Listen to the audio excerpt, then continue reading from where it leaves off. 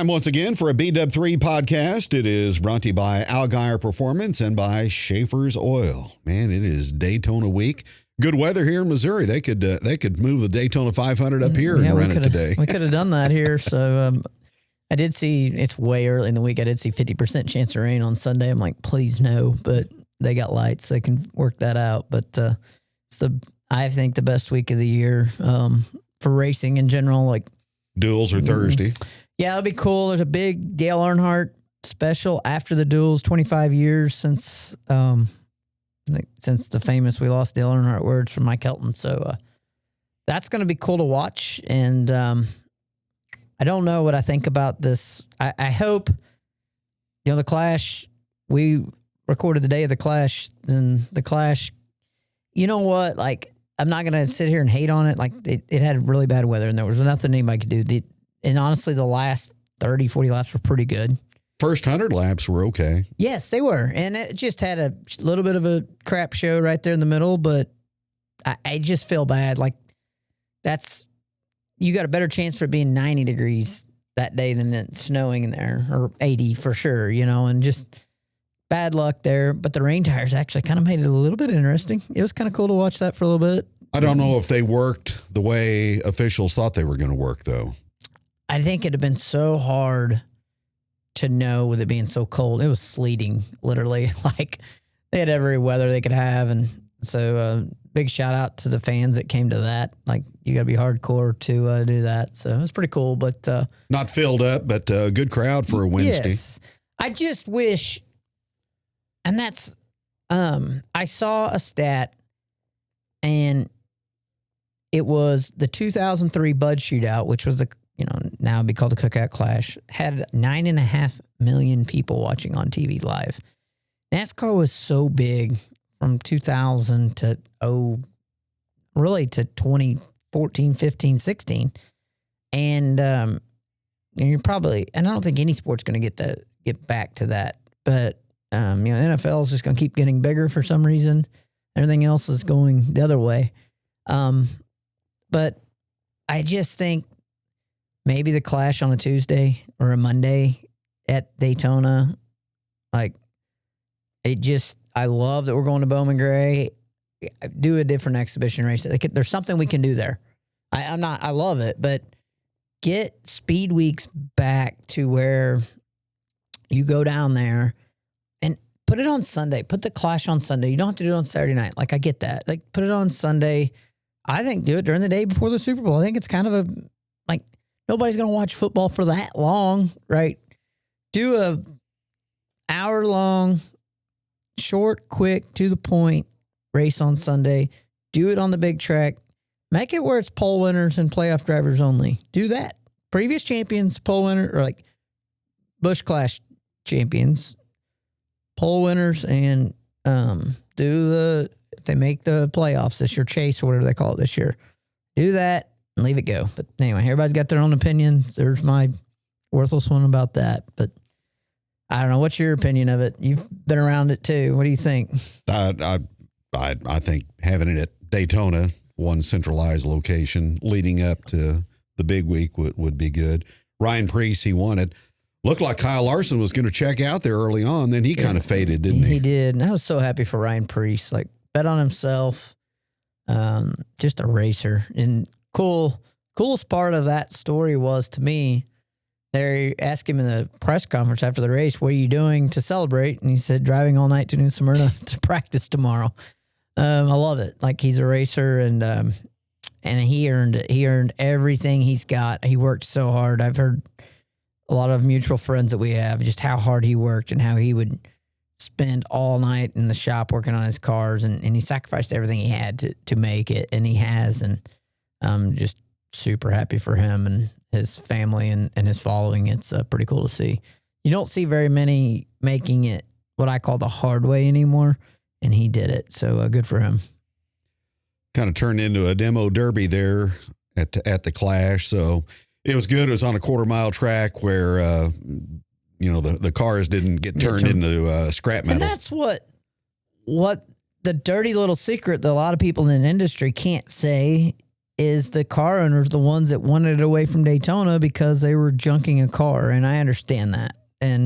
But I don't know. I think if you don't have as many cars, do it wherever your fuel window is. Do not do a pit. If you want to do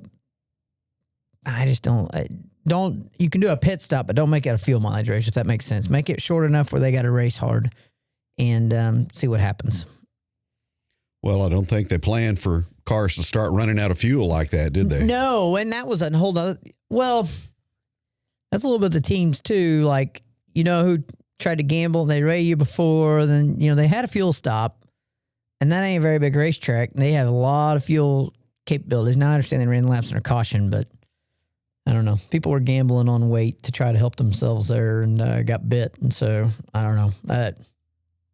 I think it was kind of funny. They kind of let the ones that gambled, they kind of made them pay the price, then threw the caution for everybody else. So I don't know. It's a catch-22 there for sure. Talked about the duels Thursday, trucks run Friday, and then O'Reilly Auto Parts race on Saturday. Pretty cool week. And I always loved the duels. I think they've changed the format a little bit this year to where that Jimmy Johnson's in. So there's going to be one car from each duel lock themselves in. So one car's got to beat, I think, one out of each of four. Justin Allgaier's one of the drivers that's got to get in. And I think they lock 2 in on speed and then lock 2 in out of the duels. So you either got to get on speed tomorrow, Wednesday night, or you got to lock yourself in. So I love that night. Just because, somebody's dreams are going to be made and not, it's a go or go home race. And, but then the truck race Friday night, Tony Stewart coming back. That's cool. Pretty awesome to see. Ram really throwing some money into the truck series. I think they've revitalized the truck series in a good way, with the names coming back, Tony Stewart coming back. King's coming back. Did I see a social media post from Smoke that he's been in the simulator getting ready? Yes, and he does not do that. He's not ran a truck race in 21 years. So pretty cool to see him coming back. And I can't believe he chose Daytona. They must have paid him a lot of money because it's not the race I would have picked if I'd have been him, but going to be awesome to watch. He's so good at drafting tracks like that. So it would be cool to see him. He's not raced in 10 years in NASCAR. That makes me feel old. I didn't realize it'd been that long, but long time. So we'll see how that goes. All right. My assignment today was kind of to go back in history in Daytona and snip out some stuff. Well, I-44 Speedway, always near and dear to both of our hearts. How about Sterling Marlin winning back-to-back in 94, 95? And then he ran at I-44.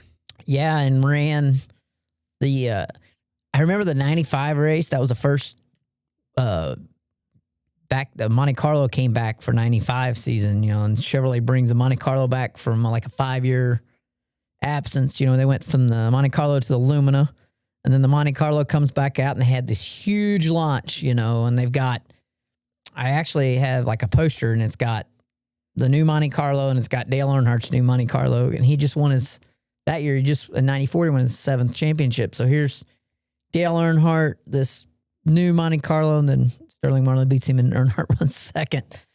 Pretty cool race and really put Sterling on the map.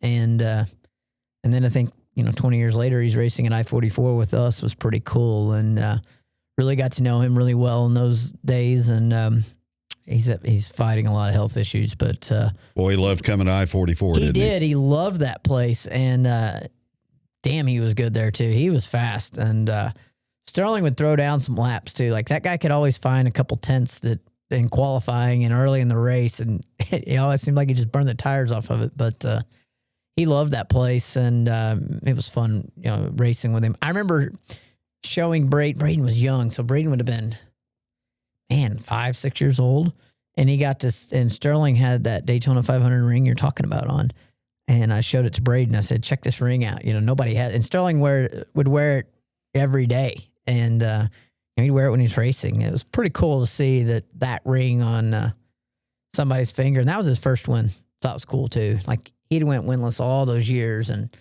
struggled and fought and clawed and to win those races. Those are good ones right there. Well, how about an I-44 track champion? Jamie McMurray wins Daytona in 2010. That was my first ever Cup race that I went to too. So that was pretty cool. Awesome event that night for him. And if you think about what that did to him, like he went into Ganassi. You know, Ganassi signed him when Sterling Marlin got hurt, literally. And, he won his second race out and didn't get to celebrate that win because he just took Sterling's car. How do you celebrate a win when the guy you're in his seat, and not throw it in his face? So I thought he was very respectful in how he went about that. And he's talked about that later, how it was hard you want to be the happiest guy in the world, but you hate it for him, But he struggled at Roush. And really, we all thought, man, you got away from Ganassi. Because you remember Jamie had the Brickyard won in 03. So he won in 02 in Sterling's car. His first year at Brickyard 400, he dominated that race. He's going to win. Pit stop killed him, and they got beat. And then, completely screwed up pit road. His pit crew did. Harvick won. And so they went to Roush, 05, that era, goes to Roush, and just nothing went right for him. And I don't know what happened there. You ever notice there's teams and things that just don't work? And that was one of them, because you look at his car, and you kind of always remember, too, there's always one car in a 4-team organization that seems like doesn't run worth the crap. And it felt like he was in that car, just by bad luck. That year he won that race, he had just went back to Ganassi. And they just, he was left, didn't even know he was going to ride. That's the old DEI team that Ganassi had bought out. And that was a whole group of, I think, people that wanted to prove themselves. And then to top it off, Bass Pro out of Springfield, Missouri is a sponsor of that. So that was, for our area, probably the coolest. You can't write a better script for the state of Missouri, really, but for Jamie, Joplin guy, Bass Pro in his backyard, everybody coming together, and then that winning that, pretty cool to think about, really. And then they won the Brickyard again. They won every big race that year. Really cool how he went on a little run there. Now he's a TV star on Fox. Yeah, and his son's a pretty good race car driver and doing really good in a mod and a tour mod, and pretty cool to watch his career and see the progression there for sure. Hopefully he's not far off getting a shot, at NASCAR himself. All right, B, here's something that kind of caught me off guard this morning when I was going back through the archives. Of course, knew Mario Andretti won the 69 Indianapolis 500. He won Daytona in 1967. Yeah. So did he win Daytona before Indy? Yes. 1967. I knew he won for the Wood Brothers, I think. And he won Daytona before he won Indy. Wow. Hard to believe. Stuff you find out. Yeah, I knew he won both, but I did not realize he won Daytona before he won the Indy 500. That's crazy. Then didn't do a lot of NASCAR starts, but they would go to road courses, and then obviously everybody wanted to win the Daytona 500. Pretty cool stat there. Did not know he won that first. You could win some money on that on a trivia question. Which one did he win first? Because nobody's going to think that. Yeah. Richard Petty. You understand why he's called the king, 7-time winner. He really dominated Daytona in the 60s and early 70s. I wish I could have been a little bit older to see Petty in his heyday, because I got to see the Petty that was just kind of hanging on, and it wasn't his fault. But I had some good runs. 1990, he had a really good car that year. At Daytona in the 500, had a good car 91 500, and just have stuff happen. But the first Daytona 500 that I remember ever was the 1988 Daytona 500, and I remember it for Richard Petty's flip, and that's what I remember of that. And but that's probably my first Daytona 500 memory, and I remember his flip more than I do Davey and Bobby Allison battling for the win. So kind of cool to think about that when you say, and he won 7. That'll never be done. Yeah. Ever. Never. Yeah. Most unlikely Daytona 500 winner for me, Trevor Bayne in 2011. I agree. 100% agree. very much so. Cool for the Wood brothers. Like, one of the coolest things I ever got to do in my life was meet Leonard Wood and hang out. Actually, the 2012 Daytona 500, we were down there for that. And Kyle Steffens is good friends with mutual friends of Leonard, and we ended up hanging out with them through the whole rain delay, and hung out with them a couple days before the race. And I was so happy for the Wood brothers because they went through a lot, to try to keep their team going, and now they're really established and going, but they hadn't won a race in a long time. And then Trevor Bayne, who was a really good prospect for a while, and then wins that race, and then Ford kind of jumps on him, and man, he never done anything really after that at all. Won a Busch race at Texas.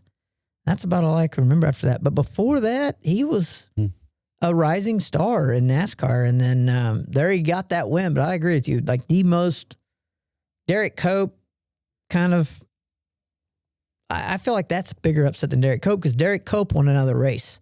Trevor Bayne didn't. So I agree with you 100% there. Yeah. Well, we'll see if William Byron can make it a three-peat this year, 24-25 winner. Has there ever been a three-peat? I don't think there has. Has there? Cale Yarborough won back-to-back. Sterling Marlin won back-to-back. And I think I don't know who my odds-on favorite. I think Ryan Blaney is due.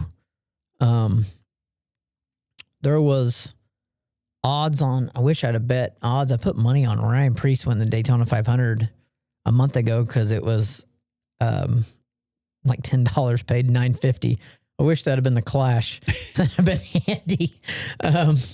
But Ryan Blaney was odds on a month ago, was the Vegas odds, DraftKings favorite.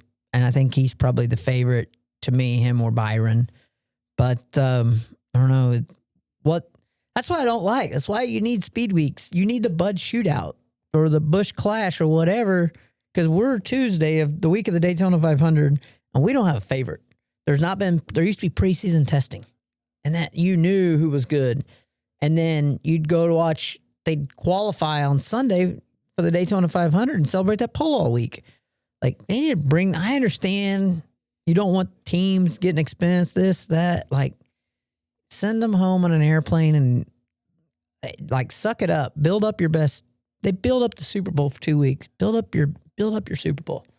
Like, what are we doing here? The Speed Weeks is the best week of the year because of the build up. You knew who the favorite was. You knew that Kenny Schrader, like back to back, like how many years in a row he sat on the pole. He'd go win the Bud Shootout. He was odds on favorite a lot of years in the early 90s in the Hendrick car, and like kind of made him a legend. It's one of the, we forget how good Ken Schrader was and just had dumb luck in those races that kept him from winning it. But, the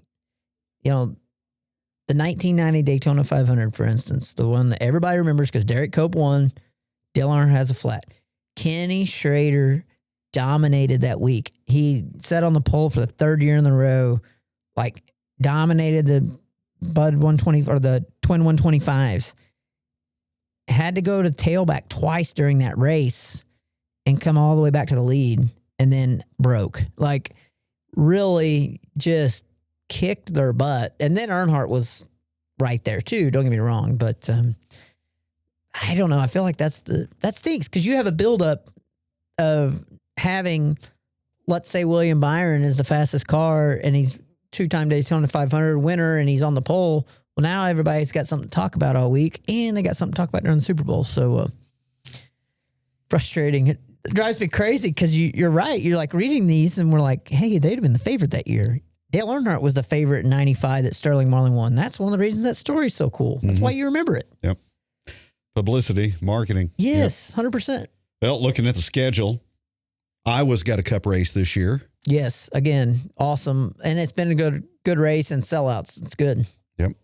Kansas, their races April 19th and September 27th, so they'll be in the playoffs. Playoffs start September 6th. St. Louis, September 13th. In the playoffs. Good. Yep.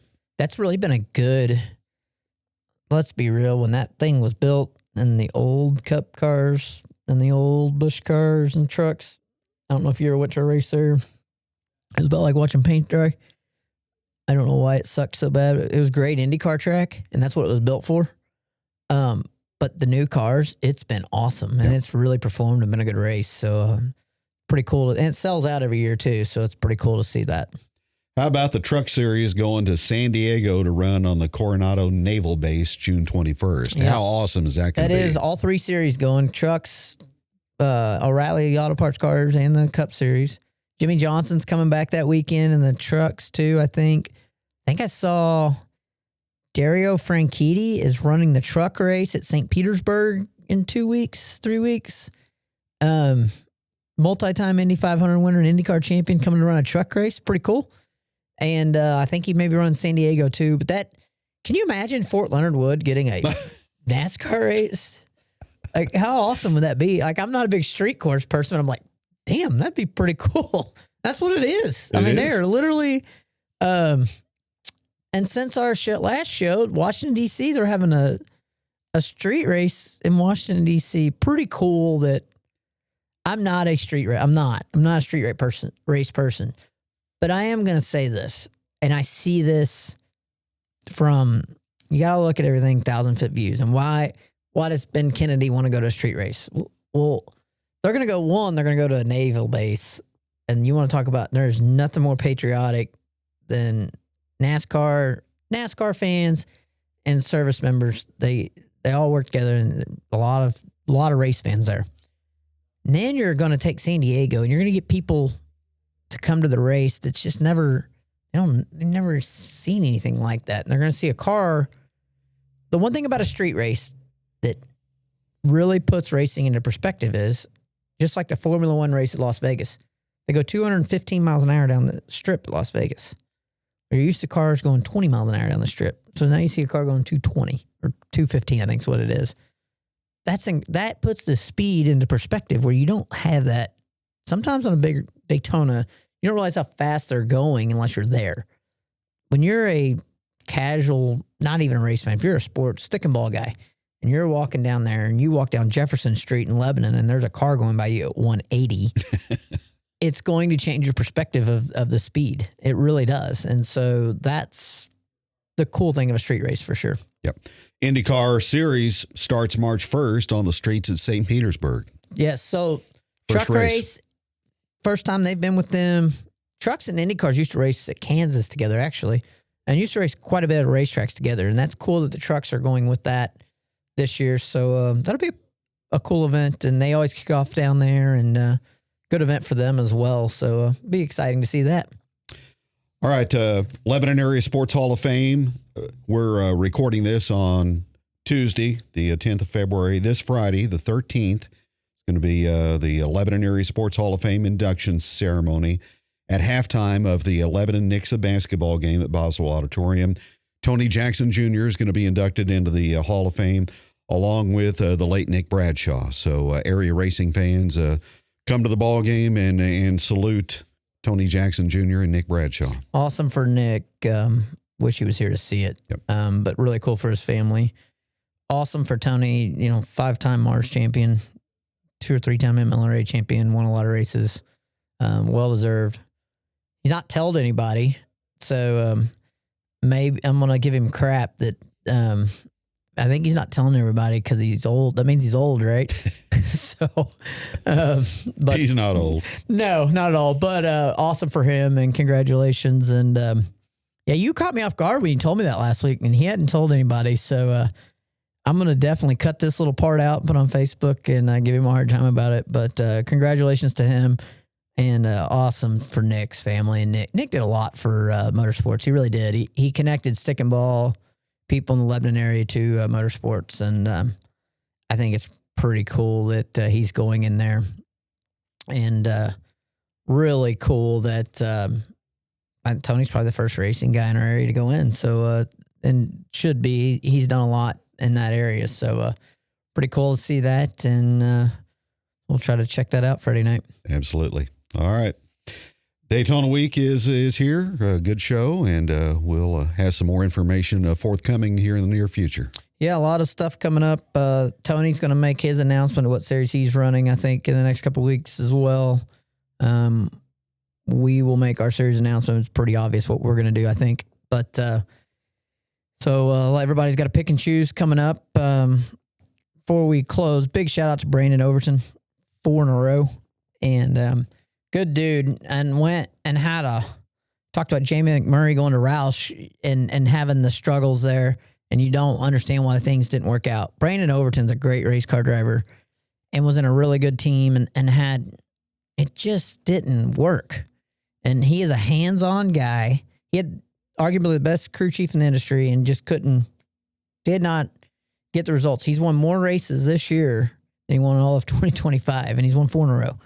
And it just shows how good he is, and I'm happy for him. That I can't imagine he was a Longhorn house car driver and all the pressure and everything that was going into that. And then it just didn't work out. And so, now there's really no Longhorn house car and he's went out not on his own, got his guys back and got back with Vinny Giuliani. And man, they're kicking ass right now. So good for them and very happy for them to see 4 in a row. But like I said, Speed Week's biggest week of the year and anxious to watch the racing every night. ASA races tonight.